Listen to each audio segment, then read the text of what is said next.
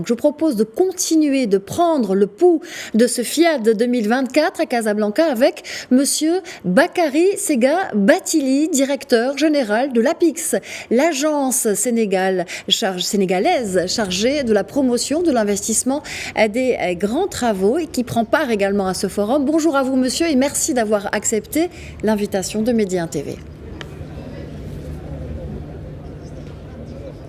Bonjour, c'est un plaisir pour moi d'être parmi vous aujourd'hui. Merci à vous. Alors pour commencer, pouvez-vous nous parler de ce FIAD 2024 qui affirme de plus en plus son ancrage africain avec le thème choisi cette année, Ici on investit. Que vous inspire cette plateforme dédiée au renforcement du business et de la coopération intra-africaine ?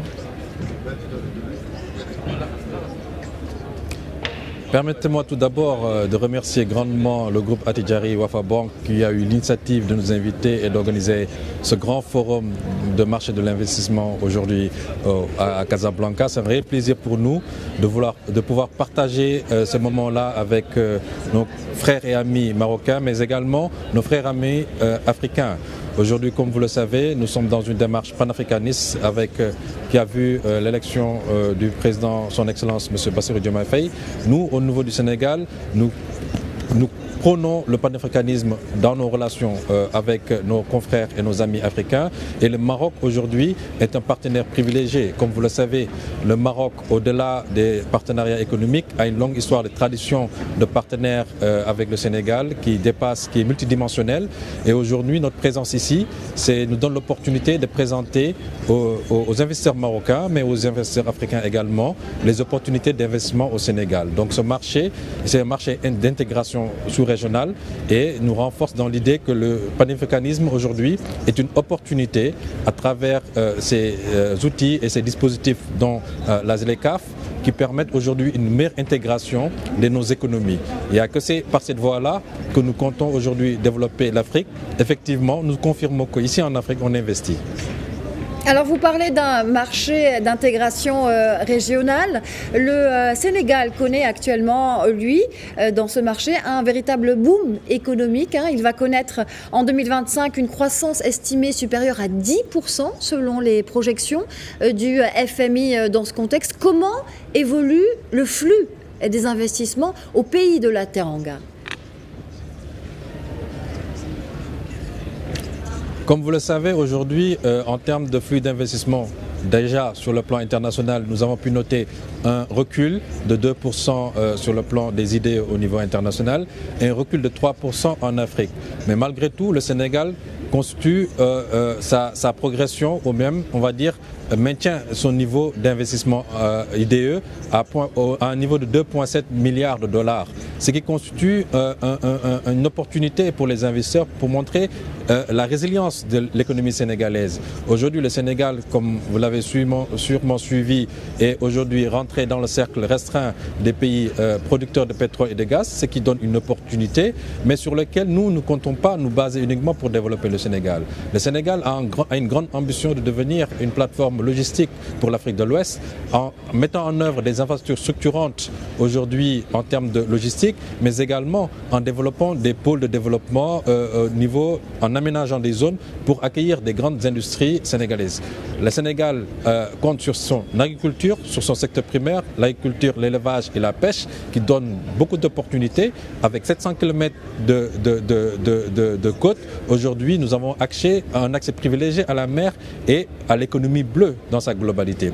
Le Sénégal aujourd'hui qui a eu à tester et ce test a été concluant à l'introduction du blé aujourd'hui donne des opportunités. Nous sommes à une production de 800 000 tonnes de blé à l'heure actuelle, mais en nette progression, ça donne aujourd'hui une marge assez considérable pour pouvoir rentrer dans le cercle restreint aussi également de producteurs de blé et pour pouvoir approvisionner le marché africain par rapport à cela. Le riz également. Nous sommes environ à 1,5 million de riz paddy, mais le chaînon manquant pour le Sénégal constitue la transformation.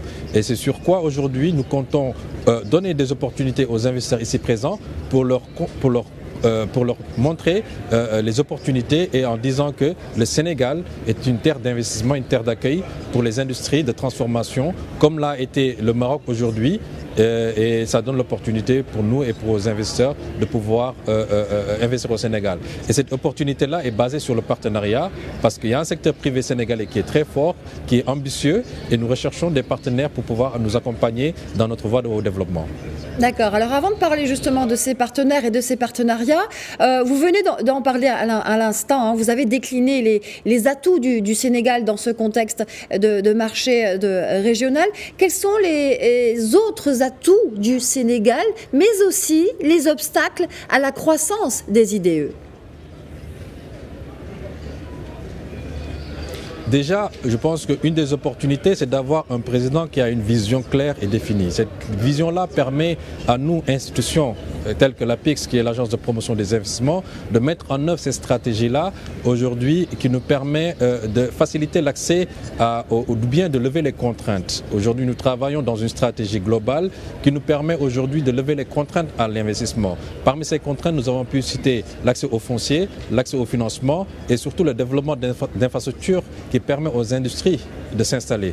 Et parmi les défis, aujourd'hui, c'est la structuration de notre économie sur la base de l'industrialisation. Et cette structuration-là, c'est une politique industrielle. Hier, le président de la République a décliné ces stratégies et cette vision lors du Conseil des ministres en instruisant le ministre des Commerces et de l'Économie à définir la nouvelle politique industrielle du Sénégal. À cela s'ajoute, nous, au niveau de l'APIX, nous nous engageons aujourd'hui à aménager des zones dédiées aux industries, que ce soit l'industrie artisanale, l'industrie de transformation des produits agricoles, mais également pour accueillir aujourd'hui les retombées de l'exploitation du pétrole et du gaz. Le Sénégal également est un pays producteur de mines. Aujourd'hui, nous exportons 400 milliards de francs CFA en matière brute d'or. Et aujourd'hui, nous voulons mettre en place des industries de raffinerie qui constituent un atout considérable pour le Sénégal. Mais au-delà de cet aspect-là, notre grand défi, c'est l'intégration sous-régionale. Le marché sénégalais n'est pas suffisant. Il faut avoir une vision intégration sous-régionale de 360 millions de consommateurs. Cette approche-là que nous sommes venus vendre aujourd'hui au Maroc à l'occasion de ce marché de l'investissement. D'accord. Alors avec cette ambition et cette vision d'intégration du marché sous-régional, le FIAD se présente évidemment comme une plateforme et l'opportunité d'un networking à grande échelle. Hein. Qu'est-ce qui séduit le plus, selon vous, les Marocains au Sénégal et quelles sont les perspectives sur ce volet de la coopération économique avec le Maroc ? Je pense qu'il y a une relation privilégiée qui existe entre le Marocain et les Sénégalais. Je pense que c'est quelque chose de très connu et nous en réjouissons également. Aujourd'hui, le Sénégal est le premier pays destinataire aujourd'hui des exportations du Maroc. Le premier partenaire du Maroc en Afrique subsaharienne, c'est le Sénégal. Aujourd'hui, le Sénégal bénéficie de 6% des IDE du Maroc, ce qui est très considérable. Aujourd'hui, à l'occasion de ce marché de l'investissement, nous avons pu engranger des intentions fermes d'investissement de grands investisseurs marocains qui sont dans le patronat marocain et nous nous réjouissons parce que si on n'était pas venu ici, ces points de blocage qui constituaient leur intention d'investissement, on n'aurait pas pu les lever et aujourd'hui on est très heureux de voir aujourd'hui que de grands patrons marocains s'intéressent davantage au Sénégal et aux opportunités d'investissement, que ce soit dans la minuterie mais également dans d'autres secteurs, notamment le tourisme. Aujourd'hui le Sénégal compte aujourd'hui augmenter sa capacité d'offres touristiques et nous sommes prêts à accueillir des investisseurs marocains à ce niveau-là et qui trouveront au Sénégal une terre d'accueil, ils trouveront leurs frères et sœurs sénégalais et ils seront toujours les bienvenus et ce qui constitue déjà un point positif dans nos relations bilatérales. Bakary Sega Bathily, merci infiniment d'avoir été avec nous. Je rappelle que vous êtes le directeur général de l'APIX, l'agence sénégalaise chargée de promouvoir les investissements et les gros travaux. Merci infiniment. C'est moi qui vous remercie.